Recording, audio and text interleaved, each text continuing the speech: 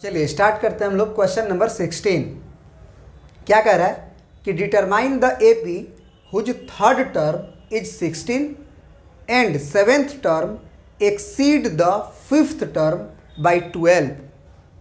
है ना, मतलब हमको क्या निकालना है, एपी निकालना है, डिटरमाइन एपी। तो एपी निकालने का मतलब है कि अगर आपको एपी निकालना है तो फर्स्ट टर्म निकल जाए, अगर कॉमन डिफरेंस निकल जाए, ए और डी अगर दोनों निकल जाए तो एपी निकाल लेंगे। कैसे कैसे तो ए अगर आ गया तो ए प्लस डी, ए प्लस 2d, ए प्लस 3d और डॉट डॉट डॉट डॉट कर देंगे तो एपी आ जाएगा।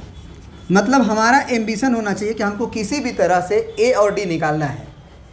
उसके लिए हमारे क्वेश्चन ने क्या दिया है, हुज थर्ड टर्म इज 16। तो थर्ड टर्म का मतलब क्या होता है, टर्म से टी और थर्ड से 3, मतलब कि T3 थर्ड टर्म, तीसरा पोजीशन का टर्म हमको 16 दिया हुआ है। तो यहाँ से तुरंत आप एक इक्वेशन लिख सकते हो, a प्लस 3 है तो 2d, एक कम हो जाता है और बराबर 16। ऑल्सो हमें क्या दिया है, इसको तो इक्वेशन 1 मान लो। कह रहा है कि seventh term exceed the fifth term by 12, मतलब जो सेवेंथ टर्म है वो फिफ्थ टर्म से 12 अधिक है। तो पहले गलती कर लो। गलती का मतलब कि तुम सेवेंथ टर्म को लिख लो फिफ्थ टर्म के इक्वल, है ना। टर्म से टी चुराए और 7 यहाँ नीचे, फिर फिफ्थ टर्म था तो टर्म चुराए और 5 नीचे, है ना। तो ऑल्सो गिवन कि जो T7 बराबर T5 है, तो ये गलत है क्योंकि क्वेश्चन ने बोल रखा है कि जो सेवेंथ टर्म वो फिफ्थ टर्म के बराबर नहीं है, वो फिफ्थ टर्म को एक्सीड कर रहा है। कितना से, 12 से। इसका मतलब ये हुआ कि ये सेवेंथ टर्म ज़्यादा था फिफ्थ टर्म से। कितना ज़्यादा था, तो 12 ज़्यादा था। हम यहाँ पे काहे लिए खड़े हैं, इसको बनाने के लिए तो खड़े हैं ही। हमको यहाँ पे खड़ा होना है ताकि ये दोनों इक्वेशन बराबर रहे, कोई छोटा और कोई बड़ा नहीं रहे। इसीलिए तो यहाँ इक्वल लिखा जाता है कि दोनों इक्वेशन को आपको बराबर करना है।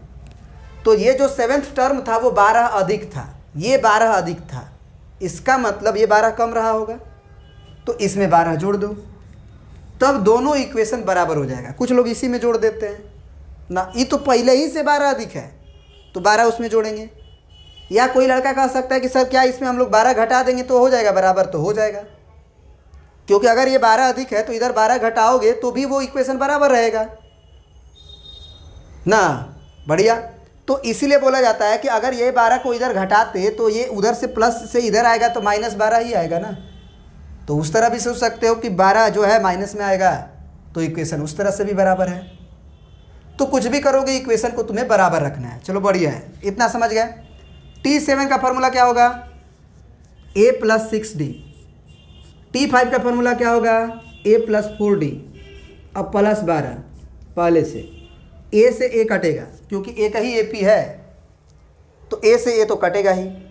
अब ज़रा बताओ कि हम 4d को अगर इधर भेज लें तो 6d माइनस 4d बराबर 12 होगा। तो यहाँ से 2d का वैल्यू 12 होगा। इसका मतलब d का वैल्यू कितना हो जाएगा, तो d का वैल्यू हमको लग रहा है कि 12/2 यानी कि 6 होगा। तो कॉमन डिफरेंस का वैल्यू आ गया 6। अब देखो, पहला जो इक्वेशन तुमको दिया हुआ है a प्लस 2d बराबर 16, इस इक्वेशन में d का वैल्यू रखेंगे तो a आ जाएगा। तो now equation 1 imply a plus 2d is equal to 16। तो a प्लस 2 इंटू डी का वैल्यू 6 बराबर 16। तो a प्लस 6 दूना के 12 बराबर 16। तो इसका मतलब a बराबर 16 माइनस 12 यानी कि 4। तो इसका मतलब फर्स्ट टर्म भी आ गया हमारा और कॉमन डिफरेंस भी आ गया हमारा। इसलिए AP क्या होता है, फर्स्ट टर्म पहले लिखते हैं a, फिर a प्लस d, फिर इसमें d जोड़ दो, a प्लस 2d, फिर डॉट डॉट डॉट लगा दो। तो फर्स्ट टर्म हमारा a है तो 4। अगला में क्या करेंगे हम कि 4 में d जोड़ देंगे, तो d हमारा 6 है, तो 4 प्लस 6 10। फिर ये जो आया d है ना, इसी में अब d जोड़ो तो 10 आया। अब d 6 था डी क्या था, 6 था, जोड़ दो तो कितना होगा 16। फिर 16 के बाद 6 जोड़ो, 16 4 20 2 22 और डॉट डॉट डॉट लगा दो, ये हमारा AP हो गया। तो ऐसे लिख दो अच्छे से AP सच दैट कि AP जो है वो 4 है, 10 है, 16 है, 22 है, डॉट डॉट डॉट है। ये तुम्हारा आंसर हो गया, ठीक है ना। प्रिंट कर लीजिए सारा।